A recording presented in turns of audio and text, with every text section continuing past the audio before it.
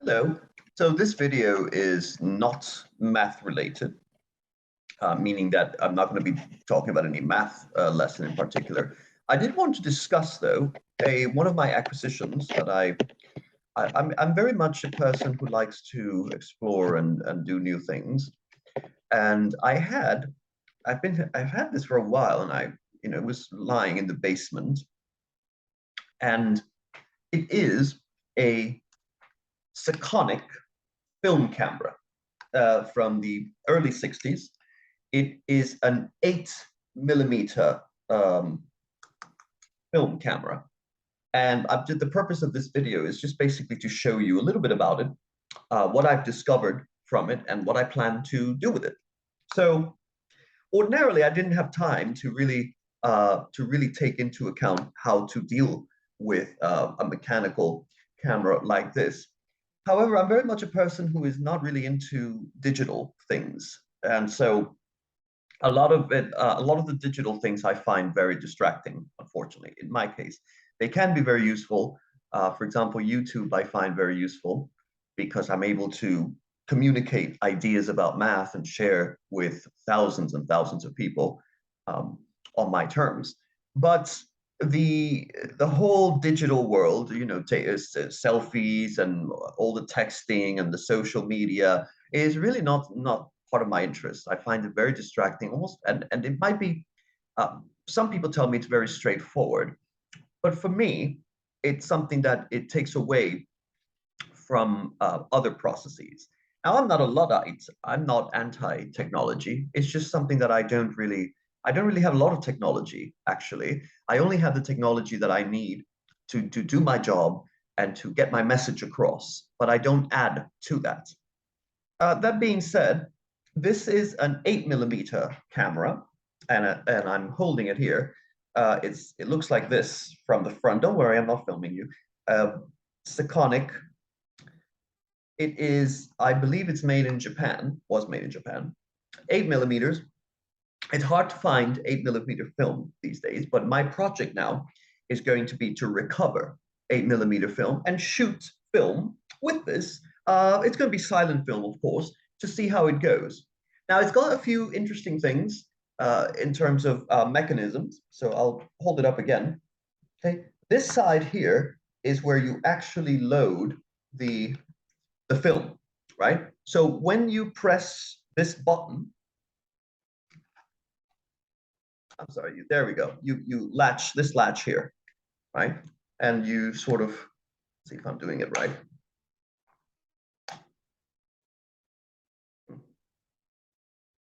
You turn it this way, right? You turn it and it opens. There we go. It was a little bit stuck. All right, here we are. So this is where you would put in the 8 millimeters, right? You put in the film in here, you load it. I haven't loaded 8 millimeters in a very long time. I do have a Bell and Howell camera from the 1930s. I'm sorry, early 40s, and I tried doing it on that, but unfortunately, I lost the film. So this is where you would load it, and the genius about 8 millimeters is that you can actually use it on both sides, right? So you would take this out and then turn it around, and you load for the other way. So this is really right, and then it spools. Now it does work. I've tested it. It does. I don't have the 8 millimeter here with me, but basically, close this. All right, now it's closed again, as you can see. On the other side, if you wind this, you then wind for the spool.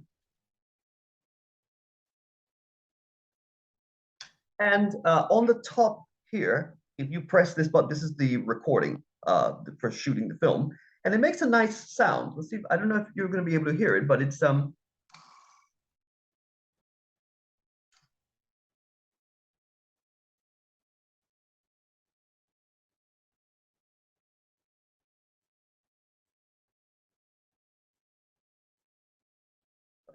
when it's over, it'll make a clicking sound.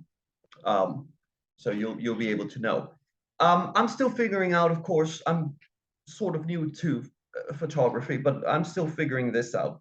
I know this is the lens, of course, but I'm still figuring out the measurements and the what everything means. It goes up to the lens here. And then there's other on the top here. You see it says 12L, 16, 24, and it's got other measurements here that I'm still not sure. I believe it has to do with this has to do with contrast, sharpen your image. So we'll see how this little project goes. And here it says automatic. Here you have automatic manual. So this is very well made. It's, you know, it's not like none of the plastics that you see these days. I'm so tired of the plastic. I'm really tired of things that are poorly made, cheaply made. And that's that's another reason why I don't like some of the gadgets that are available today. I don't have a smartphone or an iPhone, anything like that. I don't need it. I don't use it. And when I make a YouTube video, it's something that I have to plan because I don't like to be always accessible on the internet. I like to actually have a purpose when I make a video. So I hope this video was informative to you, and that if there's anyone who knows you can about this camera and you want to teach me a bit, you can leave a comment in the comment section, and I'd be more than happy to entertain those comments and learn from you. Any information you might have will be a good thing, whether it be about the 8mm film, whether it be about developing, any extra tip you might have about how to use it, or what the top, whether the top is for sharpening the image or not. And this, by the way, this, I'm still trying to figure out what this is. I'm not sure because again, I haven't done this. I've never worked with films before, but that is going to be one of my little projects. And I hope to take films of different situations with it and see how it comes out. It's probably going to be, if it's 8mm, it's probably going to be in black and white, but we'll see how that goes. As far as math videos are concerned, I am going to be making soon, going to be making math videos again about algebra, calculus. I haven't made many about calculus. I did one about limits, as you know, if you look in the channel. And there is one about, I did one recently, I think, about functions. And I'm planning on do some of the geometry ones. Geometry is interesting as well. I will be doing geometry as well. So let me know in the comment section what you think.